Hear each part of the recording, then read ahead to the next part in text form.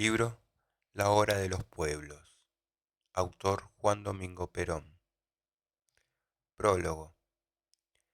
Durante casi todo el siglo XIX y la primera mitad del siglo XX, en que el sistema capitalista impuso su ley y se ha ufanado en destacar sus conquistas técnicas y científicas, se ha guardado muy bien de confesar que, aparte del empeño de los técnicos y hombres de ciencia, todo el esfuerzo material ha gravitado sobre las nobles espaldas de los trabajadores y de los pueblos sometidos, a los que jamás les han llegado, en proporción a sus sacrificios, los beneficios de tales conquistas que, en muchos casos, más bien han servido para la destrucción y la muerte.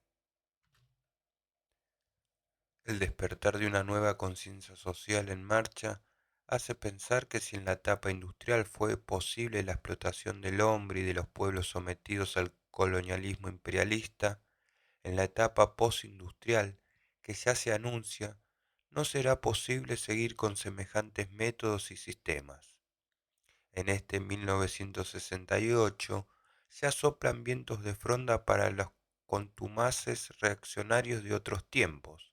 Comienza ya la hora de los pueblos, caracterizada por la liberación de las naciones del yugo opresor de los imperialismos, como por la supresión de la injusticia social. Tal vez algunas personas que puedan leer este libro lleguen a pensar que se trata de un enemigo de Estados Unidos. Nada más lejos de la verdad. Yo no ataco, critico, y esa crítica no es al país ni al pueblo, ni siquiera a la nacionalidad, sino a los hombres a quienes la casualidad ha puesto en situación de decidir que en la política internacional han equivocado el camino de la grandeza, que en otros aspectos han acertado. Hace pocos días, Arnold J. Toynbee, en un artículo del ABC de Madrid, intitulado Estados Unidos en crisis, decía textualmente: los Estados Unidos han tenido durante muchos años una falsa sensación de seguridad, una falsa euforia, que ahora ha quedado destrozada, y no creo que Toynbee sea un enemigo de Estados Unidos. Para nosotros, los latinoamericanos, nada sería más placentero que unos Estados Unidos evolucionados, fuertes y ricos, encabezando al nuevo continente por derecho propio, siempre que ello se realizara sin detrimento de los demás, sin métodos imperialistas de dominio y explotación, sin insidiosos procedimientos y sin la prepotencia del avallazamiento. En tales condiciones, la defensa solidaria del continente sería un hecho y hasta se justificaría en cierta medida la doctrina de Monroe.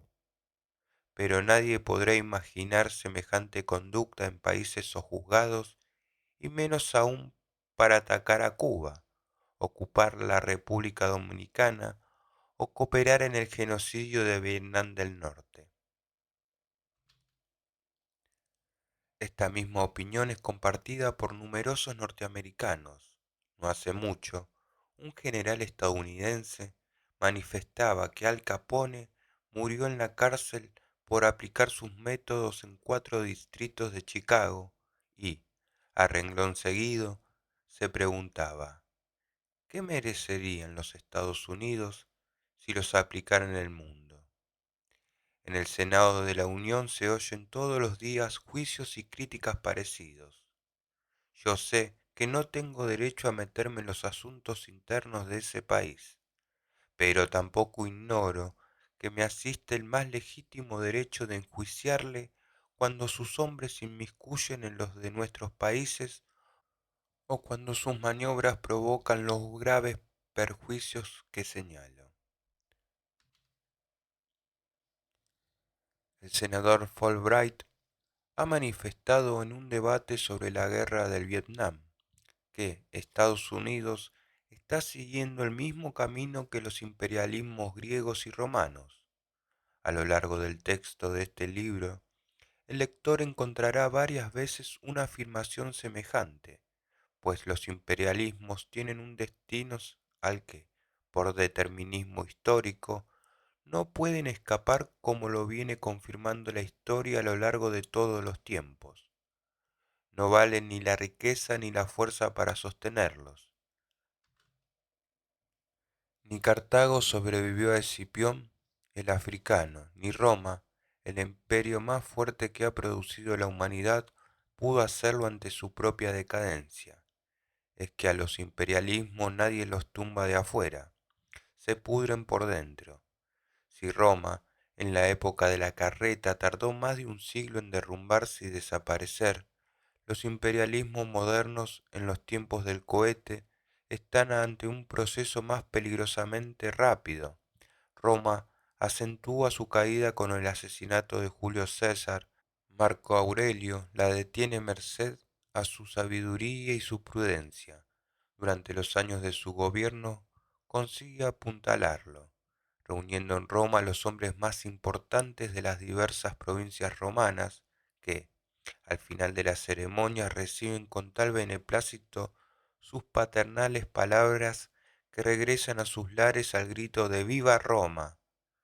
Su hijo que, si heredó el imperio, no heredó su talento. Disconforme con la presunta debilidad de su padre, optó por los métodos violentos y cuando los naturales de las distintas regiones pretendieron discutir sus arbitrarias decisiones, no titubeó en mandar una legión para que le trajera la cabeza del culpable.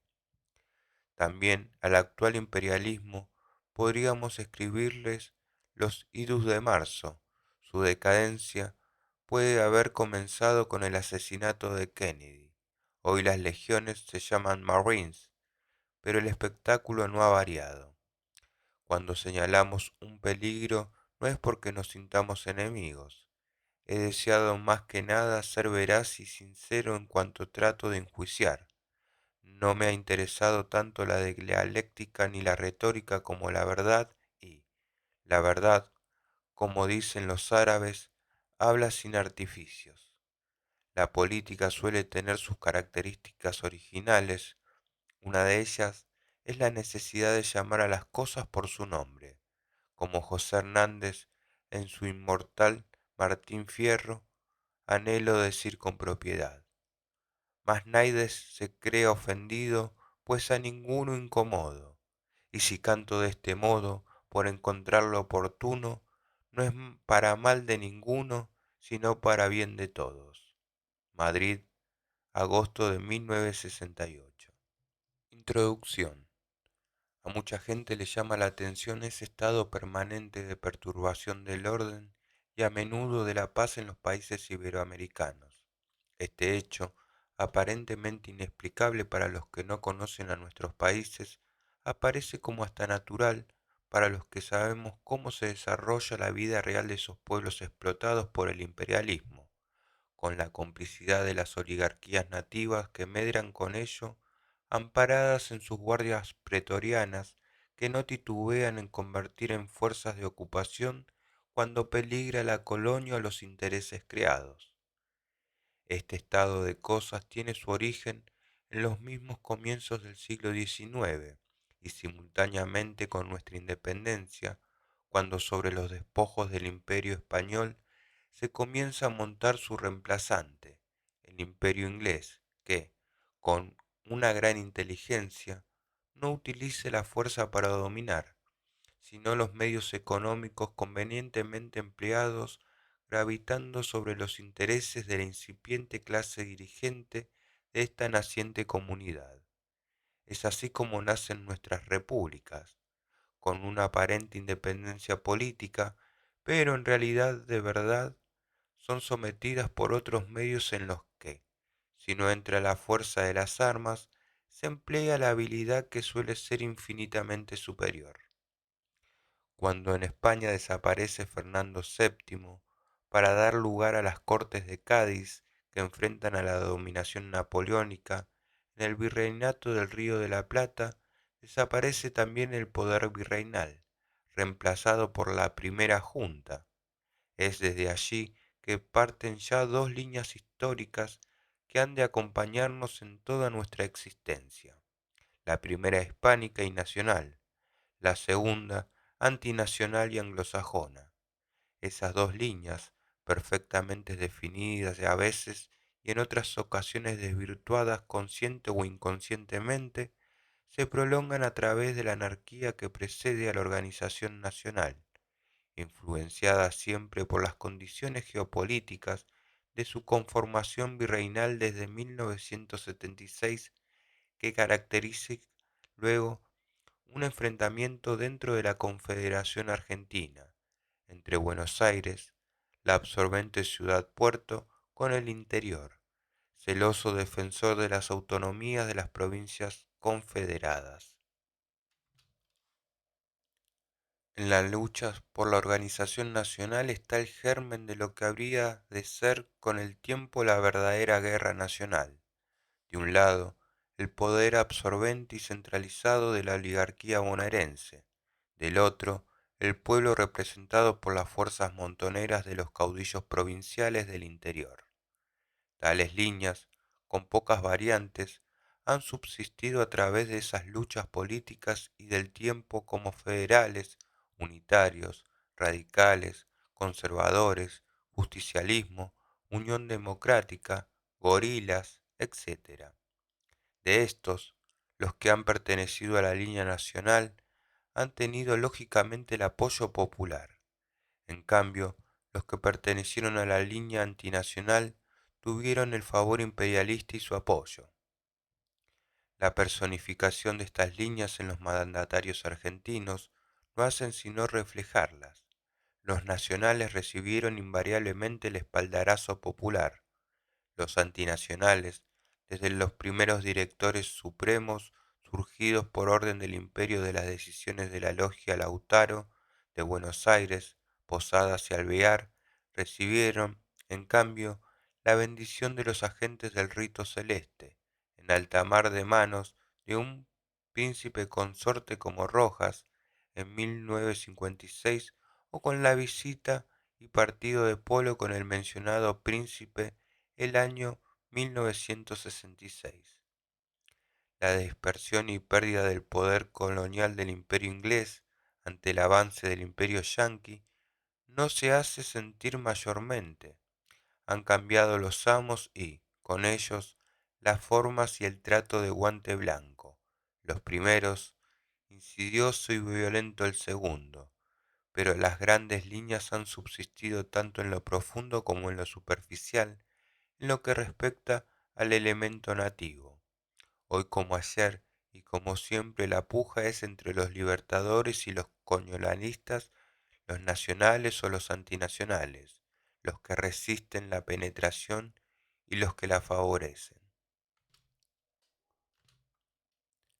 Trasládase este trasfondo político a la situación del mundo actual, tan profundamente convulsionado por ideologías encontradas y tan permanentemente influenciado por la evolución, y se comprenderán muchas de las cosas aparentemente incomprensibles de los graves problemas que agitan a Iberoamérica y especialmente a la Argentina de nuestros días, en que se han enfrentado allí, además de las tendencias históricas tradicionales, las actuales ideologías, la evolución y el reaccionarismo contumaz, el sectarismo, etc., todo influenciado por la acción de los imperialismos en permanente disputa por influencia o predominio, como también sucede en los demás países del mundo de nuestros días.